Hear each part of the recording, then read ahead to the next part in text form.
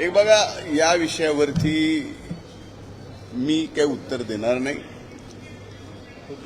माननीय अंजली दमानिया या स्वतः आदरणीय उपमुख्यमंत्री अजितदादा पवार साहेबांना भेटल्यात आणि त्यांना जाऊन भेटून ज्या कागदपत्रासहित त्या भेटल्यात त्यावरती माननीय उपमुख्यमंत्री अजितदादा आणि माननीय मुख्यमंत्री देवेंद्र भाऊ आणि उपमुख्यमंत्री अजितदादा यावरती स्पष्ट उत्तर देतील आणि ते उत्तर त्यांनीच द्यावं अशी माझी सुद्धा या ठिकाणी इच्छा आहे.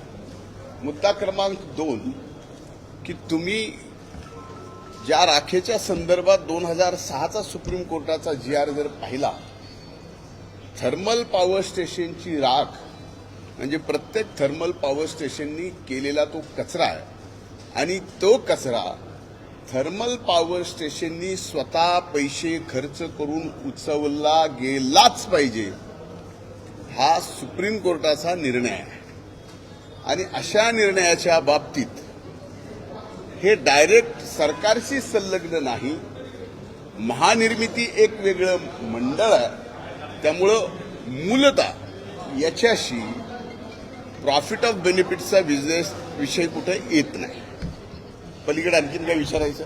संदीप क्षीरसागर यांनी म्हटले कृष्णा अंधारेसोबत काहीतरी वाईट घडलं असेल सापडले. आता एवढं जर संदीप क्षीरसागरांना माहीत असेल, आणखीन कुणाला जे काही माहीत असेल, याचा अर्थ मी असा समजतो की त्यांचे आणि त्या आरोपीचे कुठेतरी आता संबंध आहेत आणि ते संबंध असल्याशिवाय ही माहिती त्यांना मिळू कशी शकते?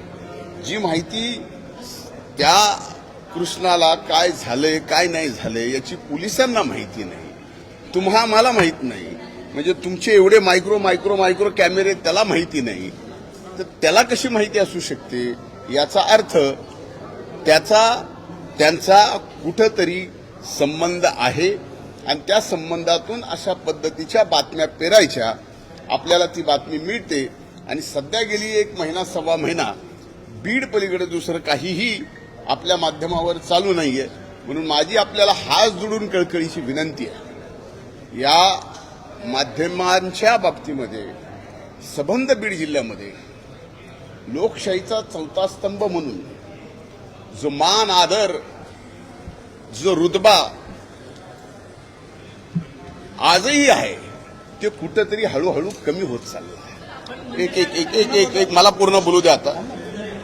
म्हणून माझी आपल्याला विनंती आहे की पहिल्यांदा आपण सुद्धा जर्नलिझम म्हणून काय खरं काय खोटं पूर्ण याच्यातली तपासणी केल्यानंतर एक जिल्हा असेल किंवा त्या जिल्ह्याचा नेता असेल, एक मतदारसंघ असेल की त्या मतदारसंघातला कुठलाही नेता असेल, भलेही मी असेल, त्याला माध्यमांनी शिक्षा दिली पाहिजे, त्याच्यावरती मीडिया ट्रायल चाललं पाहिजे, या मताचा मी आहे. पण ज्या संतोष देशमुखची ज्यांनी निर्गुण हत्या केली त्या हत्येकरांना फास्ट ट्रॅक कोर्टामध्ये नेऊन फासावर घातलंच पाहिजे. या पहिल्या दिवशीच्या भूमिकेत आणि आज माझ्या भूमिकेत कसलाही बदल नाही. लोकशाही मराठी ऐका, पहा, जागरूक रहा.